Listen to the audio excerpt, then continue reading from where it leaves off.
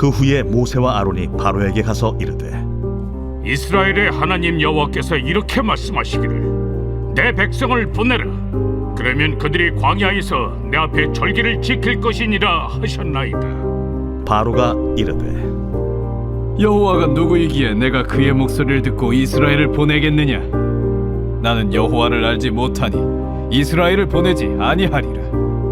히브리인의 하나님이 우리에게 나타나셨은즉 우리가 광야로 사흘 길쯤 가서 우리의 하나님 여호와께 제사를 드리려 하오니 가도록 허락하소서. 여호와께서 전염병이나 칼로 우리를 치실까 두려워하나이다. 모세와 아론아, 너희가 어찌하여 백성의 노역을 쉬게 하려느냐?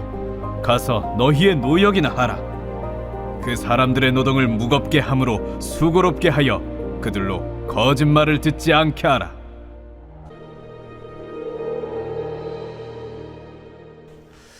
할렐루야. 오늘 또 2로부터 부으시는 하나님의 큰 은혜가 예배하게 찾아온 여러분과 함께 하기를 주의 이름으로 축원을 드립니다. 언제 봐도 반가운 우리 얼굴들인데 옆 사람 우리 앞뒤 돌아보면서 잘 오셨습니다. 사랑합니다. 반갑습니다. 우리 인사 나눕니다.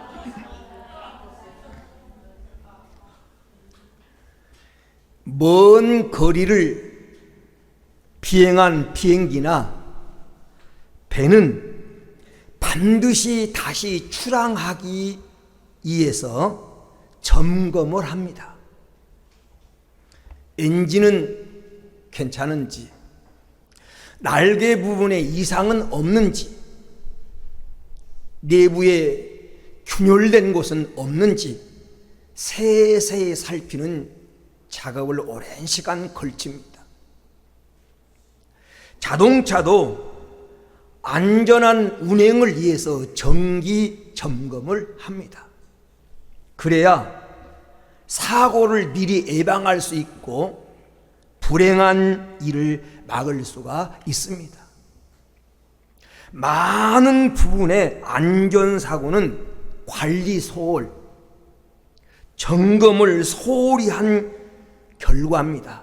그래서 인재라고 말하는 것입니다. 사전에서 점검이라고 하는 말을 찾아보니까 이렇게 되어 있습니다. 시설물의 물리적, 기능적, 환경적 상황에 이상이 발생한 것을 찾아내어 신속하고도 적절한 조치를 취하고자 점검하는 것이다. 실시하는 조사를 가리켜서 점검이라 이렇게 말합니다. 그런 면에서 신앙생활에도 점검이 필요합니다. 고린도후서 13장 5절에 너희는 믿음에 있는가? 너희 자신을 시험하고 확증하라. 예수 그리스도께서 너희 안에 계신 것을 너희가 스스로 알지 못하느냐? 그렇지 아니면 너희는 버림을 받은 자니라. 이렇게 말씀합니다. 스스로가 안다는 거예요. 스스로가 자기 믿음을 잘 점검해 보면 자기 믿음을 스스로가 안다는 거예요.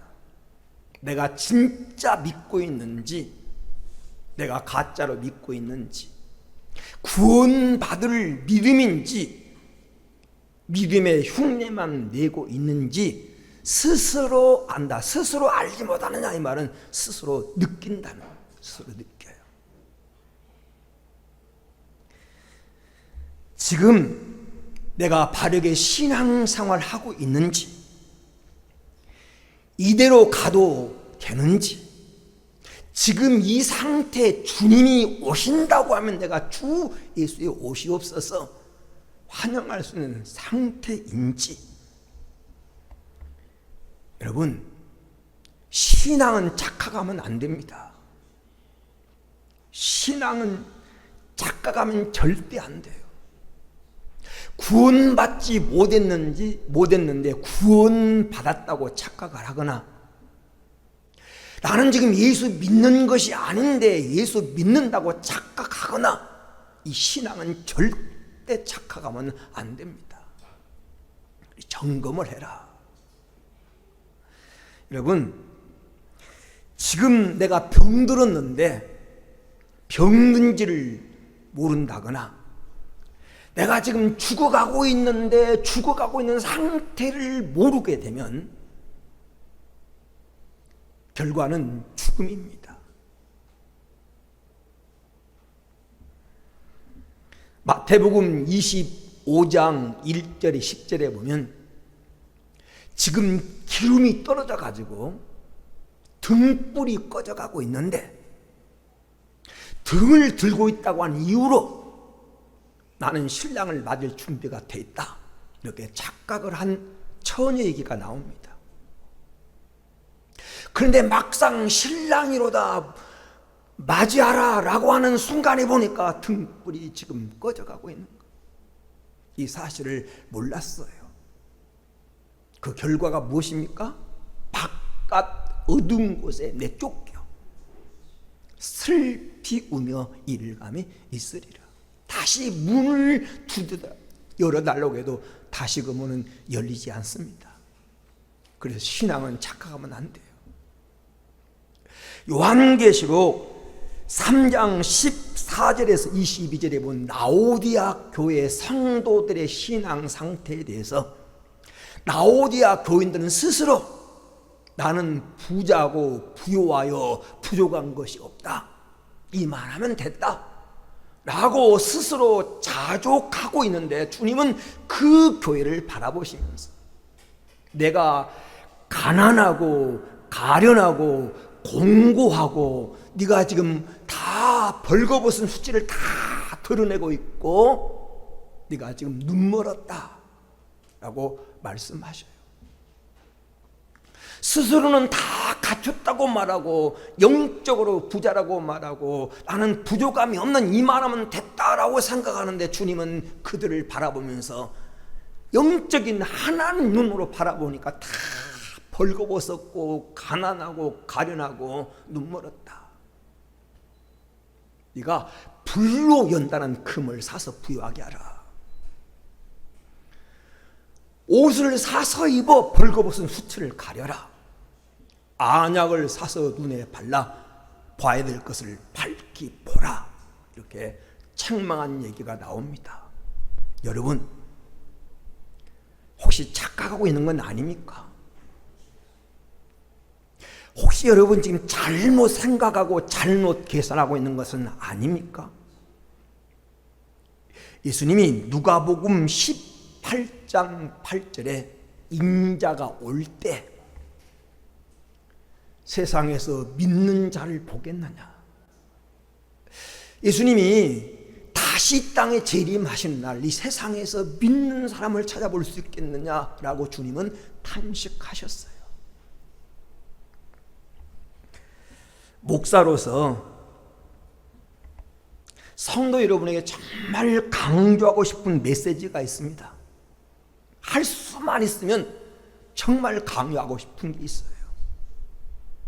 그것은 신앙생활 잘하고 바로 믿자. 예수 잘 믿어서 우리 인생을 좀 복되게 살자. 이건 목사가 정말 강요할 수 있다면 강요하고 싶습니다. 왜냐하면 이게 하나님의 뜻이고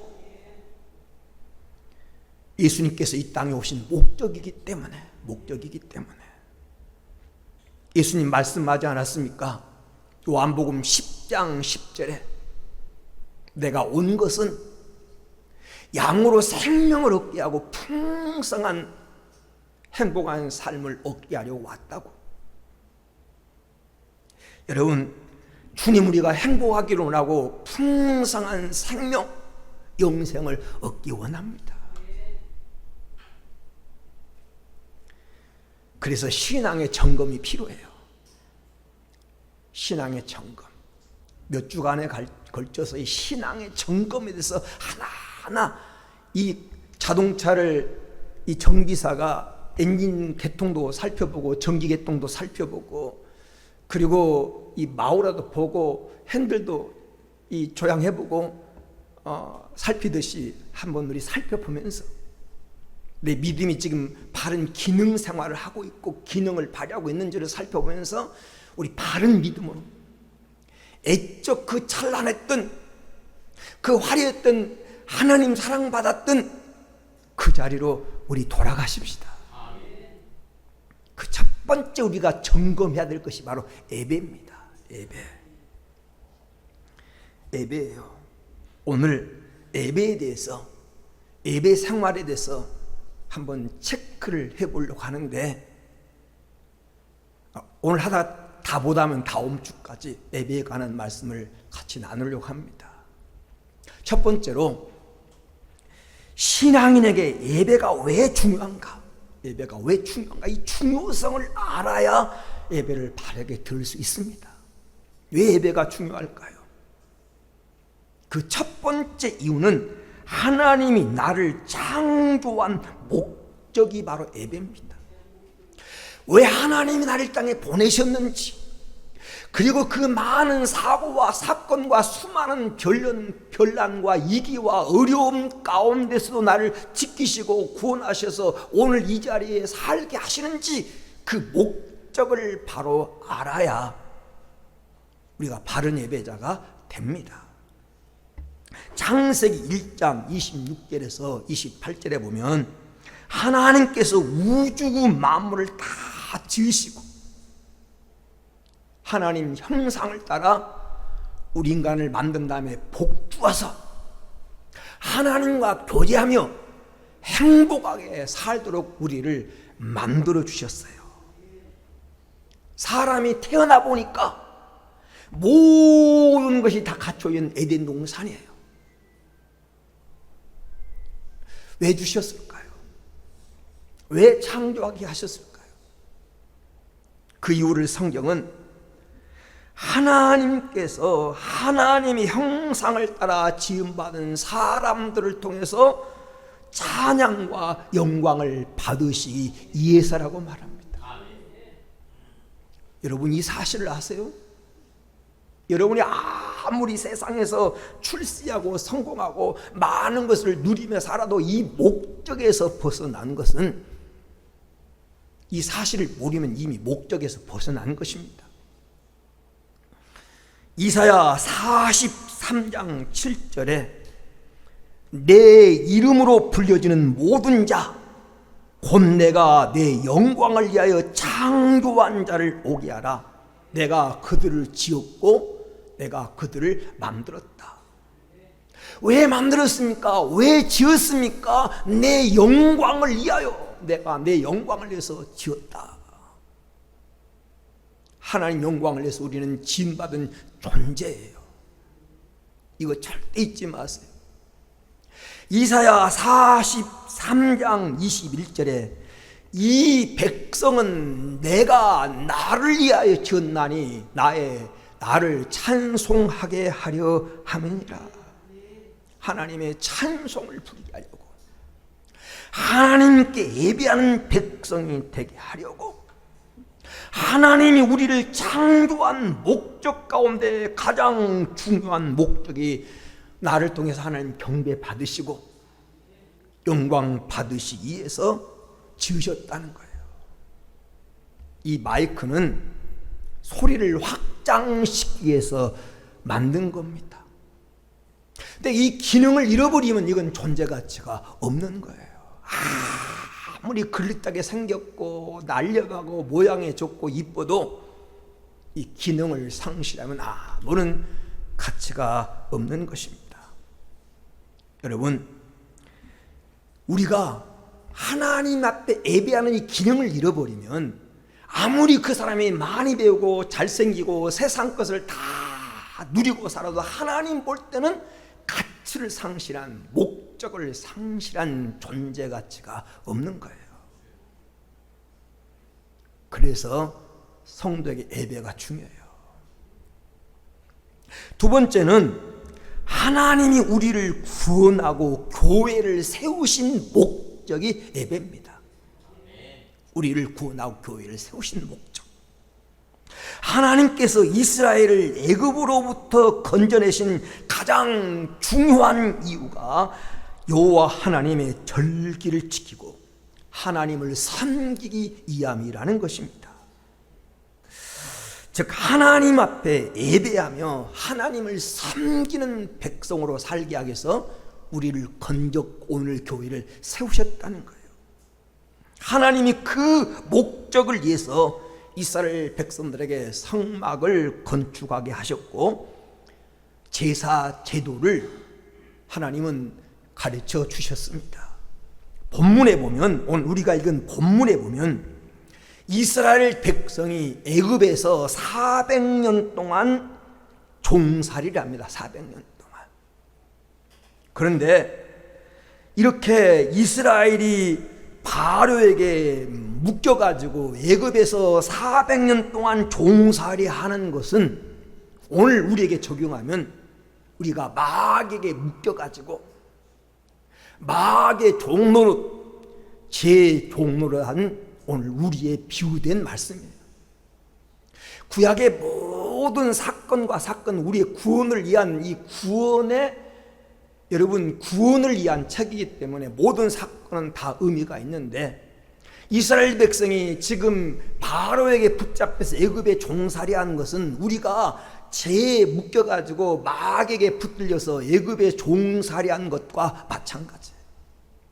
그런데 하나님께서 모세를 보내서 모세에게 사명을 주어서 이스라엘 백성들에게 이 사실을 깨우치고 그리고 바로를 찾아가서 하나님 말씀을 전합니다. 내 백성을 보내라. 그들이 광야에 가서 하나님께 절기를 지키고 하나님을 섬길 것이니라. 이렇게 오늘 본문에 말씀합니다. 오늘 5장 1절 말씀에 보세요. 모세와 아론이 바로에게 가서 이르되 이스라엘의 하나님 여호와께서 이렇게 말씀하시기를 내 백성을 보내라. 그러면 그들이 광야에서 내 앞에 절기를 지킬 것이냐. 이 광야에서라고 하는 광야가 사도행전 7장 38절에 보면 광야 교회를 말하는 거예요. 이 광야는 교회의 상징이에요. 내 백성을 보내라. 그들이 교회에 가서 하나님의 절기를 지키고 하나님을 예배하게 할 것이니라. 이 목적 때문에 지금 바로에게 내 백성을 보내라는 거예요. 8장 1절, 우리 출애굽기 8장 1절 한번 띄워보세요. 한번 같이 읽어봅니다. 여호와께서 모세에게 이르시되 너는 바로에게 가서 그에게 이르기를 여호와의 말씀에 내 백성을 보내라. 그들이 나를 섬길 것이니라. 여기 섬긴다고 하는 말이 바로 예배할 것이라는 거예요. 그래서 새 번역에는 이 출애굽기 8장 1절 이렇게 말합니다. 나의 백성을 보내라. 그들이 나를 예배할 수 있게 하라. 내 백성을 보내서 그들이 나를 예배할 수 있게 하라. 이렇게 지금 모세에게 바로에게 보내서 이렇게 명령하고 있는 것입니다. 여러분, 왜 예배가 중요합니까? 하나님이 나를 애굽에서 세상에서 불러 구원받게 한 목적, 온 이 세상에 교회를 세운 목적, 그게 바로 예배이기 때문에 중요해요. 세 번째 이유, 왜 예배가 중요한가? 예배를 통해서 은혜와 복을 받습니다. 은혜와 복을 받는 통로예요. 하나님은 반드시 예배를 통해서 은혜와 복을 허락하십니다. 출애굽기 20장 24절 우리 한번 같이 읽어볼까요? 출애굽기 20장 24절 내게 토단을 쌓고 그 위에 내 양과 소로 내 번제와 화목제를 드리라. 내가 내 이름을 기념하게 하는 모든 곳에서 내게 임하여 내게 복을 주리라. 하나님께 제단을 쌓는 그곳에 하나님이 임재해서 하나님을 찬양하고 기념하는 그곳에 하나님이 임해서 복을 주리라. 복을 주겠다고 약속하셨어요. 예배가 주는 복, 예배가 주는 첫 번째 복은 내가 변한다는 거예요. 예배를 바로 드리면 내가 변합니다. 죄인된 우리가 예배를 통해서 하나님 은혜로 잃어버렸던 하나님의 형상을 회복합니다. 우리의 정체성을 회복하게 되고 우리의 사명을 회복하게 되고 잃어버린 나를 어떻게 발견하냐? 예배를 통해서 주시는 말씀과 하나님 주신 은혜와 성령의 도움을 통해서 나의 본래 모습, 정체성, 하나님이 원하는 형상을 회복하는 거예요. 그래서 예배는 나를 변화시키는 복이 있습니다. 두 번째, 예배가 주는 축복은 죄를 이기고 세상을 이기는 힘을 공급받습니다. 예배가 뭐냐? 세상을 이길 힘을 공급받는 시간이 바로 예배입니다. 창세기 4장 7절에 보면 제 소원은 내게 있으나 제가 너를 원하나 너는 죄를 다스려라. 사람 마음속에 다 제 소원이 있다는 거예요. 마음대로 살고 싶고 자기 욕망대로 살고 싶고 인생을 즐기면서 살고 싶은 다 이 제 소원이 있는데 하나님은 너는 그걸 다스려라. 그렇게 다스려라. 근데 어떻게 내가 내 힘으로, 내 의지로, 내 결단으로, 내 지식으로 죄를 다스릴 수 있을까요? 힘들어요. 예배를 통해서 하나님 힘 주셔야, 하나님 은혜 주셔야, 하나님이 믿음의 전신갑주를 입혀 주셔야 우리가 세상을 이길 수 있지. 예배에 실패한 사람은 성도라도 세상을 못 이겨. 마귀가 더 잘 알아요. 저놈 어디 건들면 넘어질지, 저 권사 말 한마디면 넘어지게 할 수 있어. 사단은 다 알아요. 저놈은 성질머리 어디를 건드려야 저 권사가 바로 화내고 그냥 믿음 시험 들어가지고 괴로워할지를 마귀는 더 잘 알아요. 그런데 어떻게 그 영물을 마귀를 이길 수 있어요? 예배를 통해 하나님 힘 주셔야, 능력 주셔야 가능한 거예요. 예배를 통해서 하나님이 우리에게 이 힘을 주셔요. 세 번째, 예배가 주는 복은 피로를 공급받습니다. 피로를. 오늘 내가 강림하여, 내가 강림하여, 내가 모든 것 내게 임하여, 이 말은 하나님이 강림하여 복을 주리라, 복을 주리라. 그렇게 지금 출애굽기 20장 24절에 말씀하고 있잖아요. 진짜 큰 복은요, 여러분 아셔야 됩니다. 진짜 큰 복은 하나님이 허락하셔야 돼요. 하나님이 백지수표를 주셔야 되지. 동전 굴려가지고 언제 재벌돼요? 하나님 백지수표 주셔야지. 주일은 해놓은 일에 대해서, 주일 예배는 해놓은 일에서 복을 보장받고 앞으로 할 일에서 복을 보장받는 날이 여러분 주일이고 예배예요. 여러분이 일주일 동안 잘 살아왔는데 그 일이 하나님 보장하지 않으면 헛수고가 돼요. 그 일이 하나님이 보장해 주셔야 되고, 앞으로 우리가 또 일주일을 살아가는데 그 일에서 하나님이 열어주시고 하나님 길이 되어주시고 보장해 주셔야 우리가 성공할 수 있는데, 그것을 보장받는 날이 바로 주일이고 예배라는 사실이에요. 필요를 공급받아요. 하나님이 원하는 대로 주시고, 원하는 대로. 그래서 지금도 하나님은 예배자를 찾으십니다. 돈 많은 사람 하나님 찾아요. 잘생긴 사람, 많이 배운 사람, 권세 있는 사람, 건강한 사람 하나님 찾지 않으셔요. 누구를 찾습니까? 예배자를. 예배자를. 오늘 요한복음 4장 23절에 아버지께 참되게 예배하는 자들은 영과 진리로 예배할 때가 오나니 곧 이때라. 아버지께서는 자기에게 이렇게 예배하는 자들을 찾으시느니라. 하나님 예배자를 찾아요. 왜 찾을까요? 하나님의 예배자를 왜 찾을까요? 그런 자를 통해서 영광 받으시고 은혜 주시고 복 주시려고. 여러분, 하나님의 마음에 드는, 하나님의 찾는 인생 되기를 축원합니다. 그들을 보내라, 나를 예배하게 하라. 지금 하나님이 이렇게 말씀하고 있어요. 그런데 이 사단의 상징이요, 사단의 앞잡이였던 바로는 오늘 출애굽기 본문 말씀의 시작에서 5장부터 10장까지 읽어보면 이 다섯 가지 술책을 써가지고 이스라엘 백성으로 하여금 광야에 나가서 교회라고 하는 공동체를 이루지 못하게 하고 하나님을 예배하지 못하도록 하게 해서 방해를 합니다. 방해. 우리의 신앙과 행복을 무너뜨리기 위한 마귀의 술책이에요. 술책.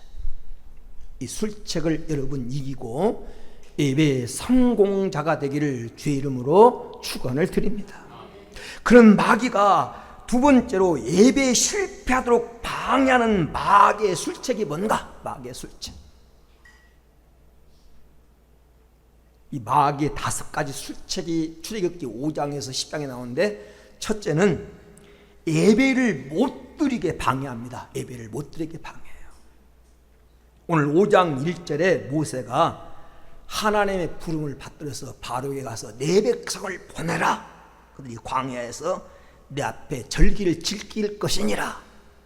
이렇게 요구하자 2절에 바로가 이렇게 말합니다. 2절 한번 같이 읽어봅니다.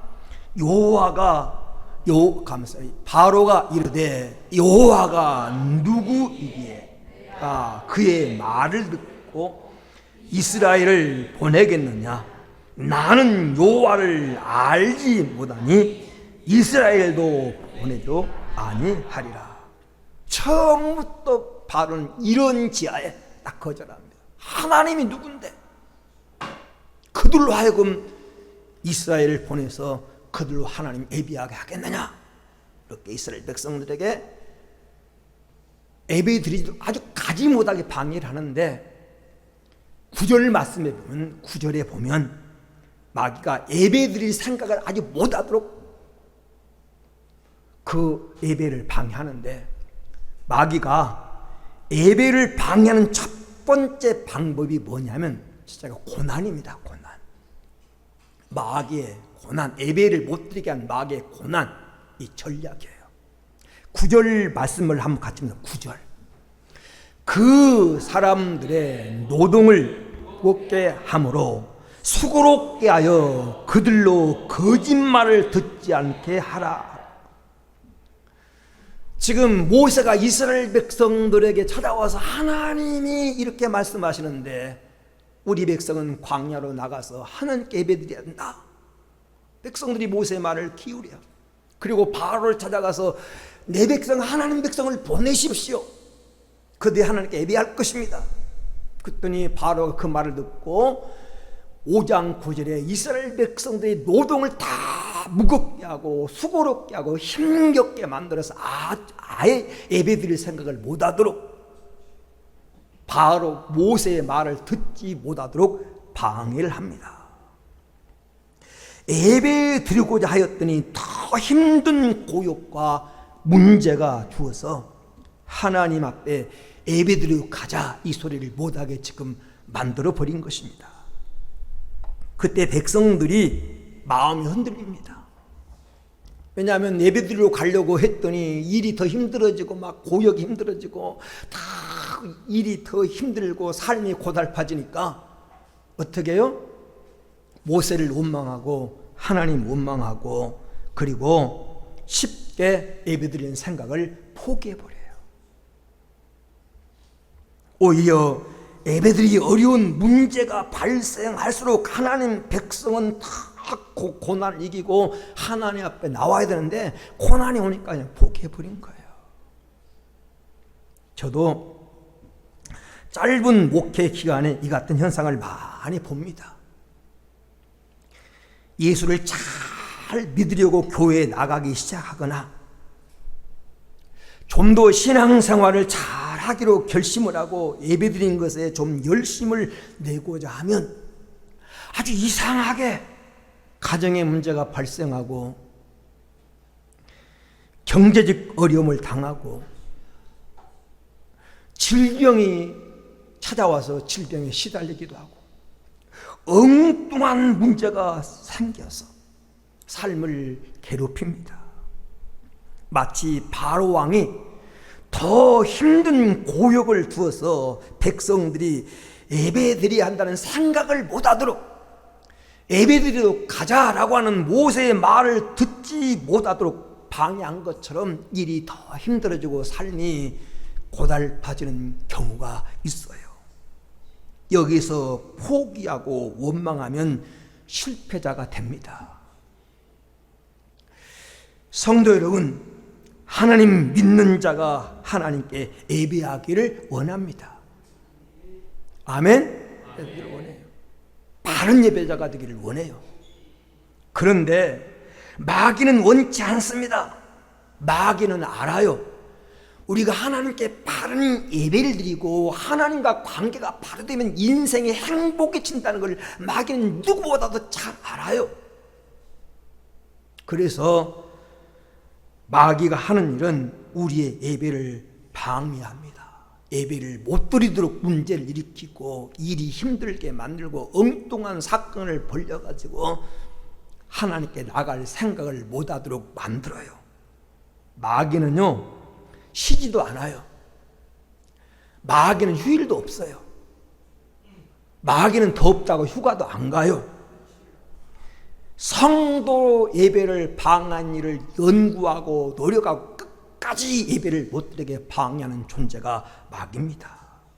예배를 가볍게 취급하도록, 예배를 못 드리도록, 예배를 드려도 소홀히 하도록. 왜?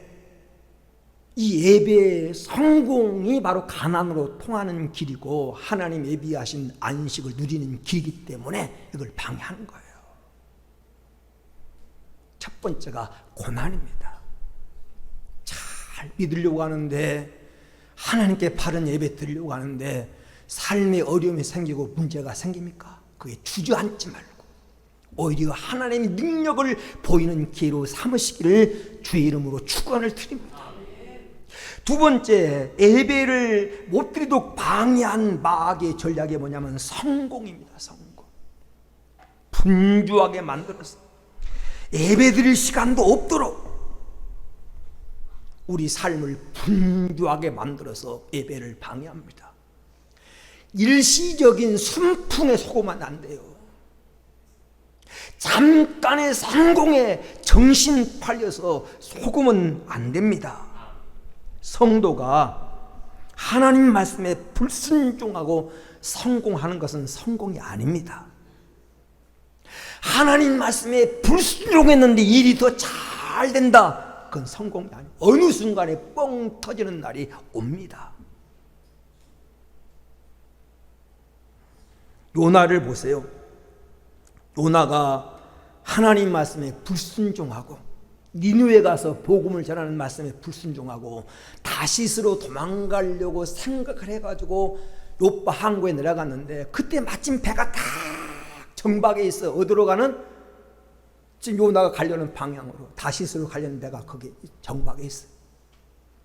배가 있어도 배표가 없으면 다가 다 타고 배표가 없으면 탈 수 없는데 보니까 어서 오세요. 참 자리가 남아있어.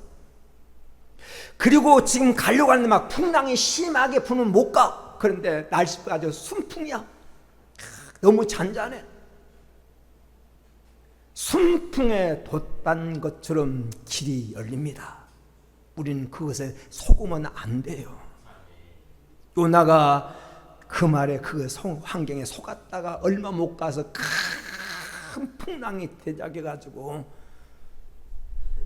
하나님 은혜가 아니면 죽을 수밖에 없는 물고기 뱃속에 들어가 3일 동안 회개하고 죽음의 고통을 통해서 나오지 않습니까? 탐욕, 일시적인 성공에 이끌리면 안 돼요. 마태복음 4장 8절 8절 9절 말씀해 보니까 마귀가 예수님을 시험할 때 높은 산에 데리고 와서 천하만국의 영광을 다 보여줍니다. 화려한 도시, 성공한 자가 누리는 영광, 즐거움, 쾌락, 이 모든 걸 다 보여줘요. 그리고 하는 말이 내가 내게 엎드려 경배하면 예배의 대상을 하나님에게서 내게로 바꾸면 이것을 내가 내게 주리라. 예수님은 지금 십자가를 앞에 놔두고 고민하면서 기도하는데 마귀는 지금 천하 영광을 보여주면서 그럴 필요 없다.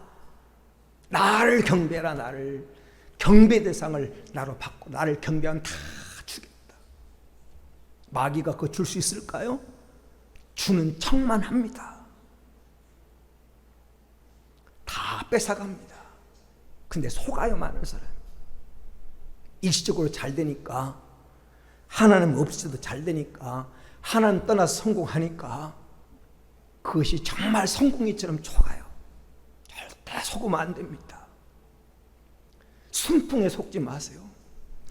일시적인 하나님을 떠나게 하는 그 성공에 속지 마세요. 마귀의 전략이에요. 사울왕 있잖아. 사울왕 첫 번째 왕 사울왕은 사무엘상 15장에 본 하나님께서 너는 가서 아말렉과 싸우라. 아말렉이 우리가 애굽에 나올 때 우리 앞길을 가로막고 뒤에 뒤떨어진 병들고 늙고 힘없는 사람들 뒤에서 공격했다. 야비한 민족이다. 너는 그들에 가서 내가 그때 일을 기억하고 있다. 갚으라. 그러면서 진멸에 하나도 남기지 말아라. 욕심내지 말아라. 다 불태워버려라. 하나님께 명령이 떨어졌는데 사울이 진짜 하나님 말씀에 순종해서 아말렉과 싸우는데 순조롭게 승리를 합니다. 많은 전리품이 생기고 그들이 가지고 왔던 모든 노량물들이 가득합니다. 그 불태우려니까 아까워요. 아까워. 이거 갖다가 이 기름진 거, 이 좋은 거 갖다가 가지면 내 것인데. 그러면서 병들고 약하고 파리하고 힘없는 것들은 다 죽였지만 살찌고 기름지고 갇힌 것은 뒤로 빼돌렸어요. 다 불태울 건데 누가 알겠는가. 그때 하나님께서 사무엘상 15장 19절에 왕이여 여호와의 목소리를 어찌하여 청종하지 아니하고 탈취하게만 급하여 여호와께서 악하게 여기시는 일을 행하였나이까. 사무엘 선지자가 찾아와서 책망합니다. 왕이 어찌하여 하나님이 원하시면 이것도 주고 저것도 줄 것인데 어찌하여 이 탈취에만 급하여 이 탐욕에 사로잡혀. 그만 어찌하여 탐욕에 사로잡혀 하나님이 악하게 여기시는 것을 행하려고 합니까? 왜 하나님 말씀 청종하지 않습니까? 선지자가 그렇게 말해요. 그러면서 15장 23절에 이렇게 경고합니다. 왕이 여호와의 말씀을 버렸으므로 여호와께서도 왕을 버려 왕이 되지 못하게 하셨나이다. 그거 소유하면 내 것 될 줄 알았지만, 그거 감춰주면 내 것 될 줄 알았지만, 하나님 말씀에 불순종하고 부요를 쫓으면 내가 부자 될 줄 알았지만 하나님께 버림을 받습니다. 버림을. 왕에서도 행복. 그 위에 왕 명색이 왕인데 왕답지 못해요. 악신에 시달리게 되고 삶이 그때부터 평안에 떠나가고 고난이 시작. 잠깐의 어떤 물욕에 사로잡힌 결과 성공이 아니에요. 다윗을 보세요. 다윗은 하나님이 허락한 것만 갖겠다. 하나님 허락한 것만. 다 모든 건 하나님 공급해 주신다. 하나님만 나의 복이다. 시편 16편 2절에 보니까 하나님만 나의 복입니다. 돈이 나의 복이 아니에요. 성공이 나의 복이 아니에요. 하나님이 나의 복입니다. 하나님이 나의 복입니다. 하나님이 허락한 것만 내가 갖겠습니다. 시편 16편 8절 말씀에 보면 시편 16편 8절에 하나님이 허락한 것만, 6절입니까? 6절, 시편 16절. 내게 줄로 재어준 구역, 이 말은 하나님 너 가져라 딱 이렇게 정해준 구역, 그것만 나의 기업, 그것만 아름답다. 하나님 허락한 눈도 안 돌리고 욕심 안 내겠다는 거예요. 그러니까 하나님 다윗이 나중에 보면 역대상 29장 28절을 보세요. 그가 나이 많아 늙도록 부하고 종기를 누리다가 죽음에 그의 아들 솔로몬이 대신하여 왕이 되니라. 자기가 탈취해서 하나님 허락한 것도 허락하지 않고 가지려고 욕심냈는데 나중에 그는 버림받고 다 잃어버렸지만 다윗은 하나님이 허락한 것만 갖겠다고 했는데 하나님이 늙도록 구하고 종기를 누리게 하셨고 그걸 후손에까지 물려주도록 만들었다는 거예요. 이 복을 받아야 되지 않겠습니까? 이렇게 살아야 되지 않겠습니까? 그런데 마귀는 일시적인 성공을 통해서 하나님께 예배를 못 드리게 해요. 세 번째, 마귀가 하나님께 예배를 못 드리게 한 전략이 뭐냐면 관계를 통해서 관계, 인과관계, 인정과 사정에 묶여가지고 인정 때문에 친구가 오늘 돌잔치 하는데 인정에 묶여가지고 예배 드릴 수가 없어요. 하나님 만나는 것보다 왕이 만나자고 하는데 왕이 만나는 것보다 중요한 약속이 어디 있어? 오랜만에 고향 친구들이 올라와가지고 점심 식사하자고 하는데 예배 시간하고 시간이 안 맞네. 관계예요, 관계. 인정과 사정과 관계 얽매여서 내가 그거 약속 그거 안 돼, 나는 예배 드리러 가야 돼. 그럼 따돌림 당할까 봐서, 관계 끊어질까 봐서, 그런 것 때문에 끊어진 관계라면 일찍 끊어버리세요. 그건 진짜 관계가 아니에요. 하나님은 예배를 결단하고 단일히 결단하고 하나님 뜻대로 살려고 사람 눈치 보지 않고 하나님 눈치 봤을 때 하나님은 다른 거 다 주잖아요. 왜 자꾸 사람 눈치 봐요? 신앙생활하면서 관계를 통해서 마귀는 우리 예배를 방해해요. 관계를 통해서 예배를 못 드리게 해요. 이걸 이겨야 돼요. 오케이? 세상 말로는 발이 넓은 사람일수록 예배 드리는 게 많은 장애를 받아요. 장애. 네?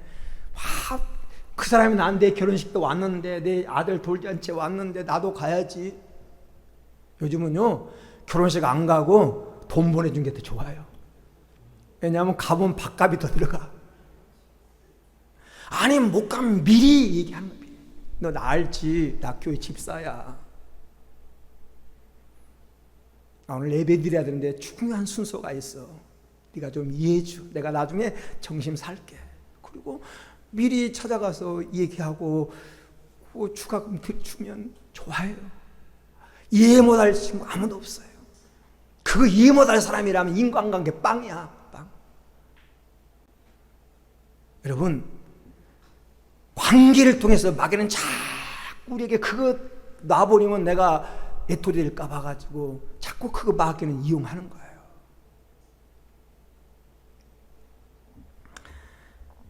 네 번째, 마귀의 전략이 뭐냐? 마귀의 전략은 우리의 정신을 혼미하게 만들어서 바른 결정을 못하게, 바른 결정. 무엇이 더 가치 있는지, 무엇이 더 중요한지를 모르게 만들어요. 마귀는 우리의 마음을 혼미하게 만들어. 마가복음 4장 15절에 본 우리 마음에 뿌려진 말씀을 뺏어가는 자가 마귀예요. 마귀는 하나님 말씀 드릴 때 우리 마음에서 말씀을 뺏어가요. 그래서 뿌리 내리지 못하도록. 그래 혼미하게 만들어. 이 가치 평가를 잘못하게 만들어. 사울한 거 잡으세요. 악신에 사로잡힌 사울을 보세요. 다윗을 죽이면 자기 딸 미갈이 과부가 돼. 근데 그거 안 보여. 막 죽이려고만 해. 자기만 생각하는 거예요. 왜? 이게 판단을 잘못한 거예요. 다윗이 누굽니까? 자기 사예요. 그리고 자기 충실한 신하야. 다윗을 잘 키우고 다윗을 바로 잡으면 자기 그 관계가 더 아름다워진데, 이게 사단이 그 마음을 사로잡으니까 가치 평가가 안 되는 거예요. 예배 드리러 와가지고 그래서 1시간 내내 딴 생각하고 가요. 딴 생각. 예배의 중요성을 몰라요. 한 부부가 교회 예배 드리러 들어가면서 예배 드리고 이제 집에 가면서 주고받는 얘기예요. 아내가 남편에게, 여보, 오늘 김집사 자동차 3,000cc로 바꾸는 거 봤어요? 그렇게 남편이, 나 못 봤는데? 그러니까 다시 아내가, 여보, 김장로 부인 이권사 밍크 코트 입고 온 거 봤어요? 그거 600만 원짜리래요. 아니, 나 못 봤는데? 화가 나서 아내가 다시 물어요. 오늘 목사님 설교할 때 넥타이가 삐뚤어진 거 봤어? 아, 나 못 봤는데? 아니, 그것도 못 봤어요. 그러면 성가대에 앉은 김권사님 립스틱 빨갛게 바르고 오고 봤어요? 아, 나 못 봤는데? 아내가 화가 나가지고, 그러면 하루 종일 종일도록 1시간 예배 드리면서 뭘 봤어요? 졸라 왔어요. 그러니까 남편이 하는 말이, 목사님 설교 듣고 예수님이 나를 위해서 십자가에 죽었다고 하는 그 사실 때문에 눈물이 앞을 가려서 난 아무것도 못 봤어. 이게 예배입니다. 예배가 내내 성도 구경하고 권사님 어떤 옷 입고 왔는지, 오늘 어떻게 달라졌는지 핸드폰 만지작거리다가 갈면 그게 무슨 예배냐는 거예요.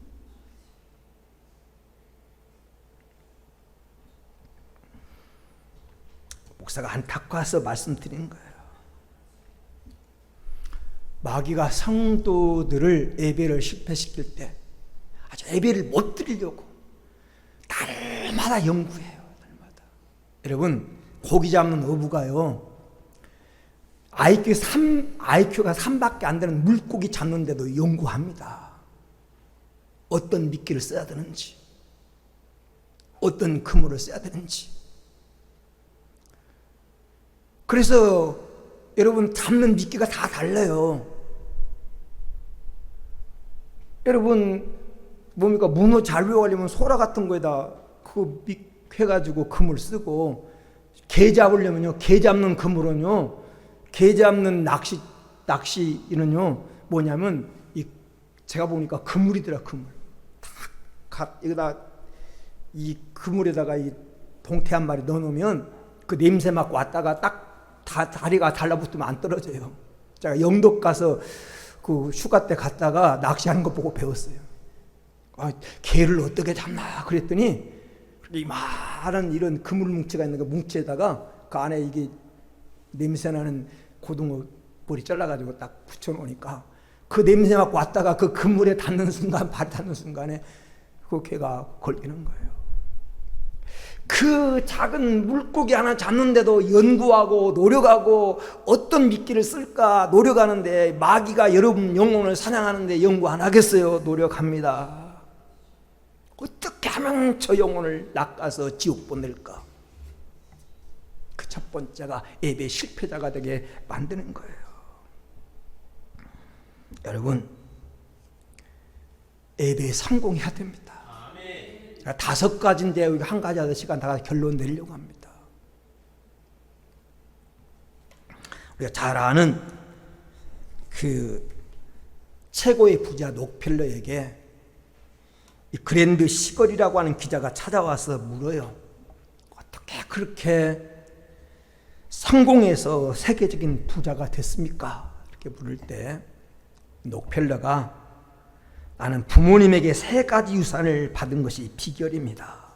첫 번째 유산은 부모님에게서 11조 생활을 유산으로 받았고, 두 번째는 예배 드릴 때 맨 앞자리에 앉으라고 하는 어머니의 나는 유언을 들었고, 세 번째는 예배 교회에서 순종하고 하나님 말씀에 순종하고 지도자의 말에 순종하고 마음 아프게 안 해드리는 것이 행복의 비결이라고 부모님에게 3가지를 배웠습니다. 여러분, 부모가 노펠력에 예배 드릴 때 늘 앞자리에 와서 드리라고 하는 것은 그야 잡음이 안 생기고 목사하고 눈 맞춤도 되고 기둥 뒤에 숨어가지고 잠깐 딴짓하다 가지 마시고 여러분 예배를 바르게 드려요. 그래서 우리 금년의 믿음 생활을 다시 한번 점검하면서 예배의 성공자로 거듭날 수 있게 되기를 주의 이름으로 축원을 드립니다.